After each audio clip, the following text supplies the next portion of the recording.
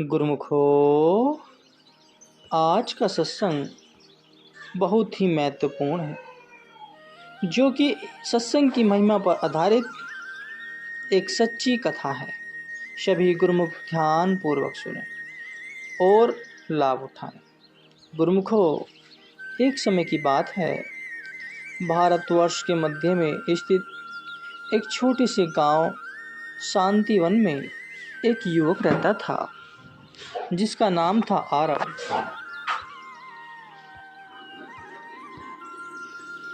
आरव अपने माता पिता के इकलौते पुत्र थे। उसके पिता श्री मोहन गांव के एक साधारण किसान थे और उनकी माता श्रीमती राधा एक सरल गृहिणी थी। आरव बचपन से ही शांत स्वभाव का था, लेकिन उसके मन में हमेशा एक बेचैनी रहती थी। उसे लगता था कि जीवन में कुछ ऐसा है जिसे वह नहीं समझ पा रहा है। वह अक्सर अकेले बैठकर जीवन के रहस्यों पर विचार करता, पर उसे कोई स्पष्ट उत्तर नहीं मिलता था। जैसे जैसे आरव बड़ा हुआ, उसकी ये बेचैनी और बढ़ती गई। उसने गांव के कुछ बड़े बुजुर्गों से बातें की, ग्रंथों का अध्ययन किया, लेकिन उसे संतोष नहीं मिला। उसका मन शांत नहीं हो पाता था। गांव के दूसरे युवक जहां खेल कूद, मनोरंजन और सांसारिक बातों में व्यस्त रहते थे, वहीं आरव का मन इन सब से अलग रहता था। उसे लगता था कि ये सब क्षणिक सुख है जो स्थायी शांति नहीं दे सकता। एक दिन आरव को गांव के बाहरी छोर पर स्थित एक प्राचीन मंदिर के बारे में पता चला। कहा जाता था कि उस मंदिर में एक सिद्ध संत स्वामी परमानंद जी रहते हैं। स्वामी परमानंद जी वर्षों से वही तपस्या कर रहे थे और उनके दर्शन दुर्लभ थे।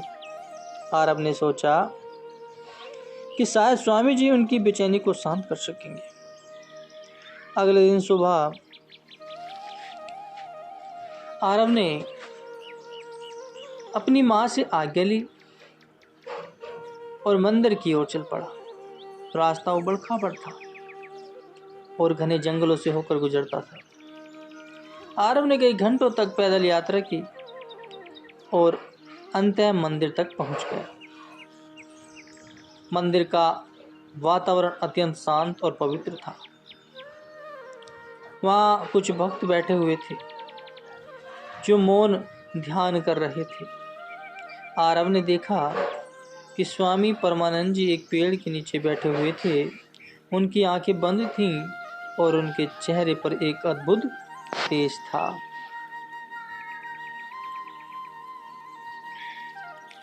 आरव कुछ देर वहीं बैठा रहा, स्वामी जी के ध्यान के समाप्त होने का इंतजार करता रहा। जब स्वामी जी ने अपनी आंखें खोली तो उनकी दृष्टि आरव पर पड़ी। स्वामी जी ने आरव को अपने पास बुलाया कि पुत्र, क्या समस्या है? स्वामी जी ने शांत स्वर में पूछा आरव से कि क्या समस्या है? तो आरव ने सकुचाते हुए अपनी सारी बात स्वामी जी को बतलाई।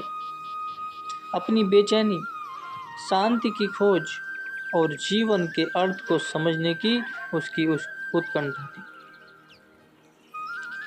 तो स्वामी जी ने आरव की बातों को ध्यान से सुना और मुस्कुराए कि पुत्र, तेरी समस्या नई नहीं है। यह हर उस मनुष्य की समस्या है जो सत्य की खोज में है। तूने सही जगह आकर सत्संग का महत्व समझा। आरव ने प्रश्नवाचक दृष्टि से स्वामी जी को देखा। स्वामी जी ने समझाते हुए कहा कि सत्संग का अर्थ है सत्य का संग, यानी सत्य का अर्थ है सत्य, ईश्वर या जो शाश्वत है। सत्संग का मतलब है सत्य के करीब रहना, सत्य को जानने वाले के साथ रहना और सत्य की बातों को सुनना। स्वामी जी ने आगे कहा कि पुत्र, जिस प्रकार एक दीपक दूसरे दीपक को जलाता है, उसी प्रकार एक प्रकाशित आत्मा दूसरी आत्मा को प्रकाशित करती है। सत्संग एक ऐसा माध्यम है जिससे हमें सत्य का मार्ग मिलता है। यह हमारे मन के अंधकार को दूर करता है और हमें सही दिशा दिखाता है। स्वामी जी ने आरब को कुछ देर तक अपने पास बैठने को कहा और फिर उसे प्रतिदिन उनके पास आकर सत्संग में शामिल होने का निमंत्रण दिया। आरब ने खुशी खुशी स्वीकार किया। आरब ने अगले कई दिनों तक प्रतिदिन स्वामी परमानंद जी के पास जाकर सत्संग में भाग लेना शुरू किया। स्वामी जी सरल भाषा में उपनिषदों, वेदों और अन्य धर्म ग्रंथों के गूढ़ रहस्य को समझाते थे। वे जीवन के छोटे छोटे उदाहरणों से बड़ी बड़ी बातें स्पष्ट करते थे। धीरे धीरे आरब के मन की बेचैनी कम होने लगी। उसे लगने लगा कि उसे अपने प्रश्न के उत्तर मिल रहे हैं। स्वामी जी ने उसे बतलाया कि जीवन का सच्चा सुख बाहरी वस्तुओं में नहीं बल्कि भीतर की शांति में है। उन्होंने सिखाया कि कैसे क्रोध, ईर्ष्या, लोभ और अहंकार मनुष्य को अशांत करते हैं और कैसे प्रेम, करुणा,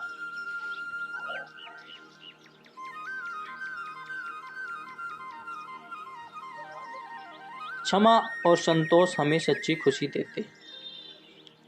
एक दिन स्वामी जी ने एक कहानी सुनाई कि लकड़हारा जंगल में लकड़ियाँ काट रहा था।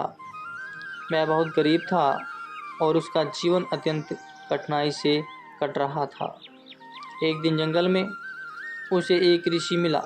ऋषि ने लकड़हारे की दयनीय दशा देखी और उससे कहा कि पुत्र, तो सिर्फ लकड़ियाँ क्यों काटता है? आगे चल, तुझे चंदन के पेड़ मिलेंगे और आगे चल तुझे सोने की खान मिलेगी। तो लकड़हारे ने ऋषि की बात मान ली और आगे बढ़ गया। पहले उसे चंदन के पेड़ मिले जिससे उसकी गरीबी दूर हो गई। फिर वह और आगे बढ़ा, उसे एक सोने की खान मिल गई जिससे वह धनवान हो गया। तो स्वामी जी ने कहानी समाप्त करते हुए कहा कि पुत्रों, यह कहानी हमें बताती है कि सत्संग भी उसी ऋषि के समान है। यह हमें बताता है कि हमें कहाँ रुकना नहीं चाहिए बल्कि और कहाँ आगे बढ़ना चाहिए। यह हमें जीवन के सच्चे रत्नों तक पहुँचाने का मार्ग दिखाता है। आरब ने महसूस किया कि स्वामी जी की शिक्षाएं केवल शब्दों तक सीमित नहीं थी बल्कि उनके जीवन का सार थी। स्वामी जी स्वयं एक अत्यंत सरल जीवन के जीते थे। बिना किसी लोभ या आकांक्षा के उनकी वाणी में प्रेम और प्रेरणा थी और उनकी उपस्थिति में एक अद्भुत शांति का अनुभव होता था। सत्संग में आरब को केवल आध्यात्मिक ज्ञान ही नहीं मिला बल्कि उसे जीवन जीने की कला भी सीखने को मिली। स्वामी जी ने उसे बतलाया कि कैसे अपने कर्तव्यों का पालन करते हुए भी आध्यात्मिक मार्ग पर आगे बढ़ा जा सकता है। उन्होंने सिखाया कि सेवा भाव, निस्वार्थ कर्म और ध्यान जीवन को कैसे अर्थपूर्ण बनाते हैं। आरब ने अपने गांव जाकर अपनी दिनचर्या में बदलाव किया। वह पहले की तरह खेती का काम करता था, लेकिन अब उसके काम में एक नई भावना थी, निस्वार्थता थी। वह अपने माता पिता की ओर भी अधिक सेवा करने लगा। वह गांव के लोगों की मदद करने लगा। उसने अपने क्रोध और ईर्ष्या पर नियंत्रण करना सीखा। जब भी उसे कोई समस्या होती वह स्वामी जी के पास जाता और उनके मार्गदर्शन, उनके बताए हुए मार्ग पर चलता। गांव के लोग आरब में आए इस परिवर्तन को देखकर आश्चर्यचकित थे। जो आरब पहले एकांत, क्रिया और बेचैन रहता था वह अब शांत, प्रसन्न और सेवाभावी बन गया था। उसकी बातों में एक गहराई थी और उसके व्यवहार में एक नम्रता थी। एक बार गांव में भीषण सूखा पड़ गया। फसलें सूखने लगी और लोग चिंतित हो गए। आरब ने गांव के कुछ लोगों के साथ मिलकर कुएं खोदने और तालाबों की मरम्मत करने का प्रस्ताव रखा। उसने स्वामी जी से इस बारे में बात की तो स्वामी जी ने आरब के प्रयासों की सराहना की और उसे प्रोत्साहित किया। आरब और उसके साथियों ने मिलकर अथक परिश्रम किया। उन्होंने गांव वालों को भी इस कार्य में शामिल किया। आरब ने स्वामी जी की शिक्षा को लागू करते हुए धैर्य और निस्वार्थ भाव से काम किया। अंततः उनके प्रयासों से गांव में पानी की समस्या तक कुछ हद तक हल हो गई। गांव वालों ने आरब के नेतृत्व और उनके परिवर्तन की प्रशंसा की।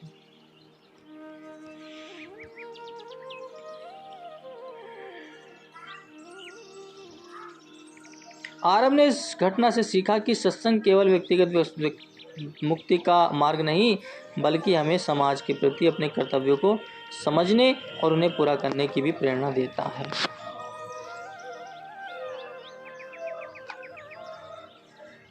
समय बीतता गया। आरब अब केवल एक शिष्य नहीं रहा, बल्कि एक स्वामी परमानंद जी के विचारों और शिक्षाओं का एक जीवंत उदाहरण बन गया। वह स्वामी जी के सत्संग में आने वाले नए लोगों को भी मार्गदर्शन देता रहा। उसने देखा कि कैसे अन्य लोग भी सत्संग के माध्यम से अपने जीवन को सकारात्मक बदलाव ला रहे हैं। एक युवक जिसका नाम विक्रम था, गांव का एक बहुत गुस्सैल युवक था। वह छोटी छोटी बातों पर झगड़ा करता था। वह उसकी कोई दोस्त नहीं थी। आरब ने विक्रम को सत्संग में आने के लिए प्रोत्साहित किया। शुरुआत में विक्रम इच्छुक था, उसकी इच्छा नहीं थी, लेकिन आरब के निरंतर प्रयास से वह एक दिन सत्संग में आ गया। स्वामी जी ने विक्रम को धैर्य, क्षमा और प्रेम का महत्व समझाया। आरब ने भी विक्रम को अपना उदाहरण दिया कि कैसे सत्संग ने उसके जीवन को कैसे बदला। धीरे धीरे विक्रम के स्वभाव में भी परिवर्तन आने लगा। उसका गुस्सा कम होने लगा और वह दूसरों के साथ मिलकर विनम्रता से पेश आने लगा। अब उसने अपनी गलतियों को स्वीकार करना सीखा और दूसरों से माफ़ी मांगना शुरू किया। विक्रम भी आरब की तरह सेवा कार्यों में भाग लेने लगा। यह देखते ही आरब को स्वामी की शिक्षाओं की शक्ति पर और भी अधिक विश्वास हो गया। उसने महसूस किया कि सत्संग एक ऐसी धारा है जो न केवल व्यक्ति को शुद्ध करती है, बल्कि पूरे समाज को भी पवित्र करती है। स्वामी परमानंद जी अब काफ़ी वृद्ध हो चले थे। एक दिन उन्होंने आरब को अपने पास बुलाया। पुत्र आरब, स्वामी जी ने प्रेम पूर्वक कहा कि मैंने तुझे वह सब कुछ दिया है जो मैं दे सकता था। तूने सत्संग के महत्व को समझा है और उसे अपने जीवन में उतारा है। अब तेरा कर्तव्य है कि तू इस ज्ञान को दूसरों तक पहुंचाए। स्वामी जी ने आरब को अपना आशीर्वाद दिया और उसे गांव-गांव जाकर सत्संग करने और लोगों को सत्य का मार्ग दिखाने का निर्देश दिया। आरब भावुक हो गया। उसने स्वामी जी के चरणों में प्रणाम किया और उनकी आज्ञा स्वीकार की। स्वामी परमानंद जी ने अंतिम सांस ली। उनकी आत्मा शांतिपूर्वक ब्रह्म में लीन हो गई। आरब और आश्रम के सभी भक्तजन गहरे शोक में थे, लेकिन स्वामी जी की शिक्षा ने उन्हें धैर्य दिया है। आरब ने स्वामी जी की विरासत को संभाला। उसने गांव-गांव की यात्रा की, लोगों को सत्संग के महत्व के बारे में बताया। उसने स्वामी जी की कहानी और शिक्षाएं लोगों के साथ साझा की। उसकी वाणी में स्वामी जी का तेज था और उसके हृदय में उनकी करुणा। जहाँ जहाँ आरब जाता, वहाँ वहाँ शांति और सकारात्मक फैल जाती। लोग उनकी बातों को ध्यान से सुनते और अपने जीवन में बदलाव लाते। आरब ने एक आश्रम की भी स्थापना की, जहाँ लोग आकर ध्यान और सत्संग करते थे। वह आश्रम स्वामी परमानंद जी के नाम पर था। आरब ने अपने जीवन के अंत तक सत्संग की महिमा का प्रचार किया। उसने लोगों को सिखाया कि सच्चा सुख बाहरी दिखावे में नहीं, बल्कि आंतरिक शांति और संतोष में। उसने बताया कि कैसे सत्य का संग हमें भय, चिंता और दुख से मुक्ति दिलाता है। सत्संग की महिमा अनंत है। यह हमें जीवन के उद्देश्य को समझाने में मदद करता है। यह हमें सही और गलत के बीच का भेद सिखाता है। यह हमें प्रेम, करुणा और निस्वार्थ के मार्ग पर चलने के लिए प्रेरित करता है। यह हमें अज्ञान के अंधकार से निकालकर ज्ञान के प्रकाश की ओर ले जाता है। आरब ने सिद्ध किया कि एक साधारण मनुष्य भी सत्संग के माध्यम से असाधारण बन सकता है। उनकी कहानी शांतिवन से निकलकर दूर दूर तक फैल गई और आने वाली पीढ़ियों को प्रेरणा देती रहेंगी कि सत्संग ही जीवन का सच्चा सार है, जो हमें आत्मिक उन्नति और परम शांति की ओर ले जाता है। अतः आरब ने अपने गुरु स्वामी परमानंद जी की तरह एक शांत और सामर्थ्य जीवन जिया। उसने समाज में ज्ञान और प्रेम की लौ जलाई और असंख्य लोगों के जीवन को प्रकाशित किया। उसकी कहानी यह बताती है कि सच्चा सत्संग केवल सुनना नहीं बल्कि उसे अपने जीवन में उतारना है और दूसरों के साथ साझा करना है। तभी यह महिमा चिरस्थायी और सार्वभौमिक हो पाती है। बोलो जयकारा बोल मेरे श्री गुरु महाराज जी की जय।